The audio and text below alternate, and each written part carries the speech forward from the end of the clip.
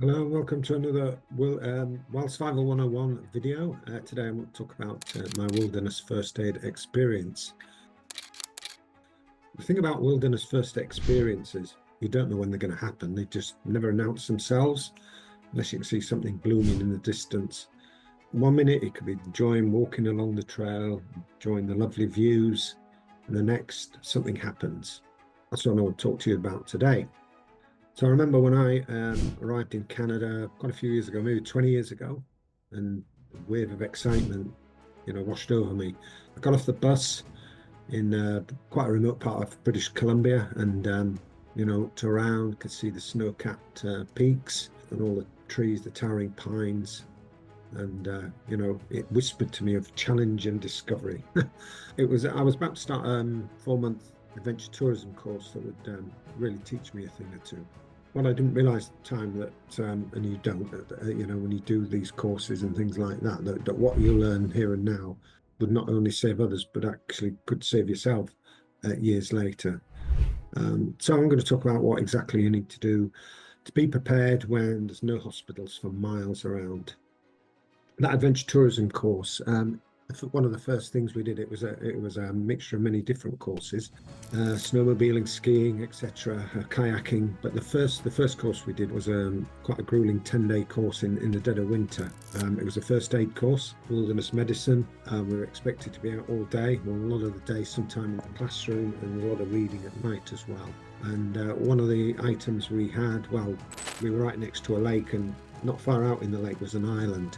One of the things we had to do was partner up with somebody, and your partner walked across to the island on the lake and then hid somewhere and feigned an injury, which the instructor told them they had to pretend they had. So I had to go find that person, who was my first patient classmate. She tucked herself in behind a snow-covered bush. Wasn't that easy to find her due to footprints in the snow, but she was supposedly had a broken leg and hypothermia. So I realized that, trying to recall all that textbook knowledge and in the face of this simulated emergency. But as I calmed down and deep breathing and started examining my patient, who thankfully was conscious, was able to answer questions, I felt a strange calm descend. So that's when I realized what it meant to be a wilderness first aid responder.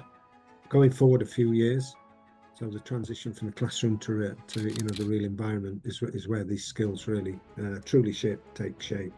This is where you learn, that in the wilderness you become the first and only line of defense.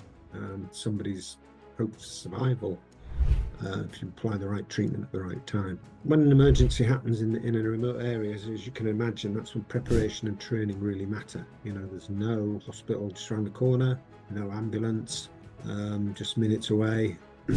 Unless it's lucky enough to be able to, like in the UK, they have mountain rescue teams that when you call them, they will take the patient away, carry them away to the hospital as well. And then other areas of the world might not have an air ambulance like some do. So you might not be fortunate enough to have those services that you can fall back on. So in those moments, as I mentioned, you need to stay calm, and bring that training to help you focus. Assessing the situation, providing care, and making decisions need to become second nature. The key is preparation. It's both mental and physical. When you're faced with a real emergency in a remote setting, you're ready to respond effectively and not panicking. So what does it take then to be effective in wilderness medicine? It's a specific mindset. It's more than just applying a specific bandage in a certain place. It's about keeping you cool when everything else might be going haywire. You might be in a group, some people might be panicking, not knowing what to do, and panic is contagious, and in the wilderness, it can be deadly. So you need to learn to take a deep breath, assess the situation, and act decisively. Also, you can look around as well, look around nature, trees, bushes, that sort of thing. Probably your supply closet if you want. Think of that straight branch, if you can cut that down, that could do as a splint for somebody if they've got a broken leg. Those large leaves, they might help supplement your first aid kit as bandages or patches. So if somebody sprains an ankle on the trail, you may not have a full medical kit, but you can improvise. And then the third thing really is think on your feet. You need to prioritize what needs attention now and what can wait. It's about triaging. In wilderness medicine, we always focus, and in any first aid situation, it's ABC, airways, breathing and circulation, and deadly bleeding. So it's ABCD. And finally, the plan for the long haul. You have to think ahead. Help might be hours or days away. How will you look after your patient? How will you keep them warm, hydrated?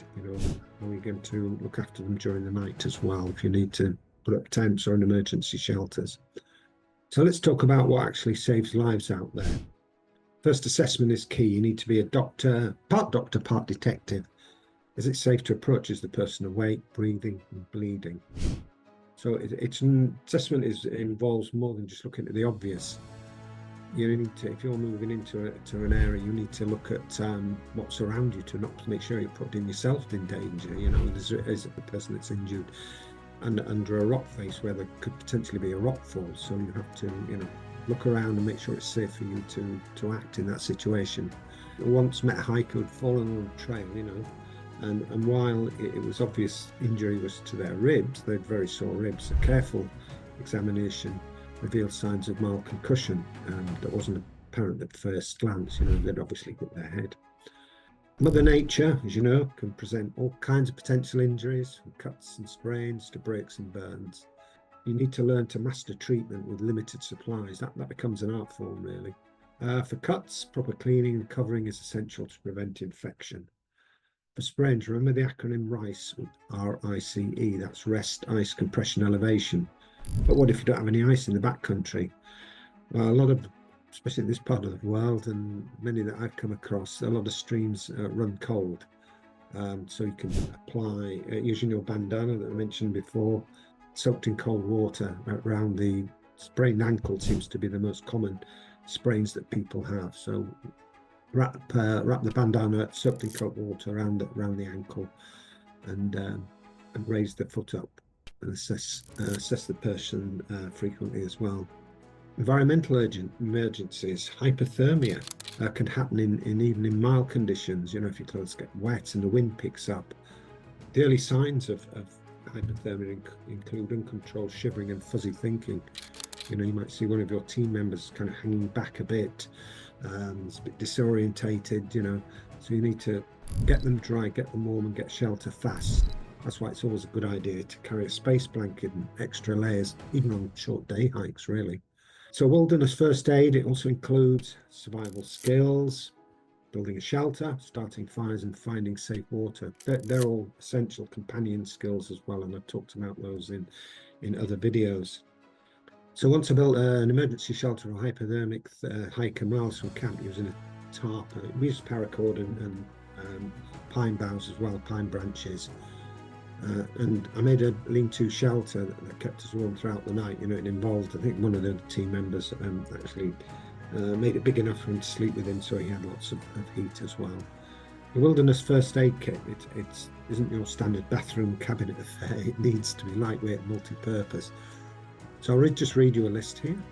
Mine includes a variety of bandages and gauzes, antibiotic ointment and alcohol wipes, pain relievers and anti-inflammatory drugs, an emergency blanket, a tourniquet, that's for severe bleeding, tweezers and safety pins, moleskin for blisters, a small notepad and pencil for recording vital signs, that's recording their blood, their pulse and their breathing, and their response level as well. But remember, your most important tool is the knowledge in your head. It's the one thing you're guaranteed to have with you at all times.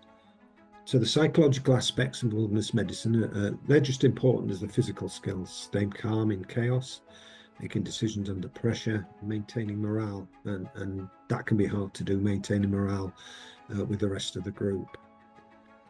So I've faced tough decisions in the field, whether to remove an injured person or wait for help, and then when to call for an evacuation with limited information, and how to keep spirits up during prolonged emergencies.